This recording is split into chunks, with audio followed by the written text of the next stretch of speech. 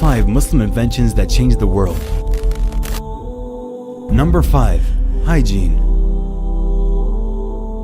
Washing and bathing are religious requirements for Muslims, which is perhaps why Muslims perfected the recipe for soap, which we still use today. They combined vegetable oils with sodium hydroxide and aromatics such as thyme oil. Shampoo was also introduced to England by a Muslim who opened a bathhouse on Brighton seafront in the year 1759. He was also appointed shampooing surgeon to Kings George IV and William IV. Prophet Muhammad, peace be upon him, also popularized the use of the first toothbrush. Using a brush-like twig from the miswak tree, it is known to clean the teeth and freshen the breath. Substances similar to the miswak are still used today in modern toothpaste. Number 4. Optics in photography. The ancient Greeks thought our eyes emitted rays, like a laser, which enabled us to see. The first person in history to realize that light enters the eye rather than leaving it was a 10th century Muslim mathematician, astronomer, and physicist Ibn al-Haytham. He invented the first pinhole camera after noticing the way light came through a hole in window shutters. The smaller the hole, the better the picture. He worked out and set up the first camera obscura, from the Arabic word qamara, for a dark or private room. The Muslim scholar Abu al-Hasan, known as al-Hazin from Basra, was also the first person to describe how the eye works in detail. He carried out experiments with reflective materials and proved that the eye does not sense the environment with sight rays, as scientists had believed up until then. He also discovered that curved glass surfaces can be used for magnification. His glass reading stones were the first magnifying glasses ever made. It was from these that the glasses were later developed. Number 3. Hospitals and free healthcare. The first modern hospital with nurses and a training center was in Cairo, in the Ahmed ibn Tulun Hospital, which was established in the year 872. The hospital provided free care for anyone who needed it, a policy based on the Muslim tradition of caring for the sick. Although slightly more basic hospitals had existed prior to this in Baghdad, it was a Tulun hospital which would later serve as a template for all hospitals around the globe.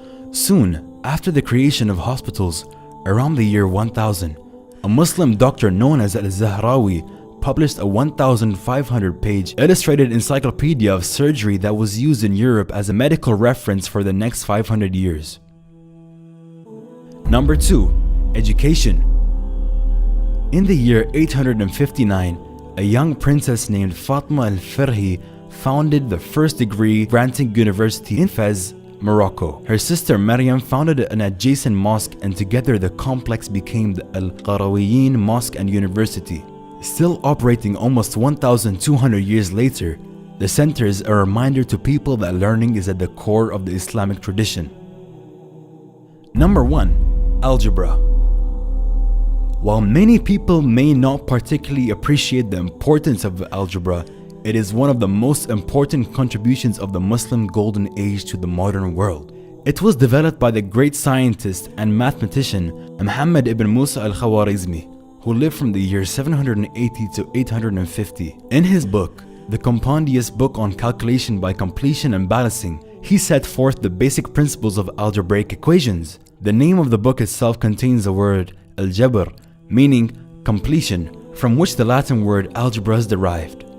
In the book, al-Khwarizmi explains how to use algebraic equations with unknown variables to solve real-world problems such as zakat calculation and inheritance division. A unique aspect of his reasoning for developing algebra is the desire to make calculations mandated by Islamic law easier to complete in a world without calculators and computers.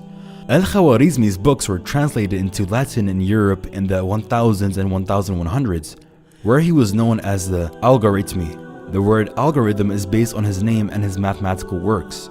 Without his work in developing algebra, modern practical applications of math, such as engineering, would not be possible. His works were used as math textbooks in European universities for hundreds of years after his death. Thank you for watching our top 5 video.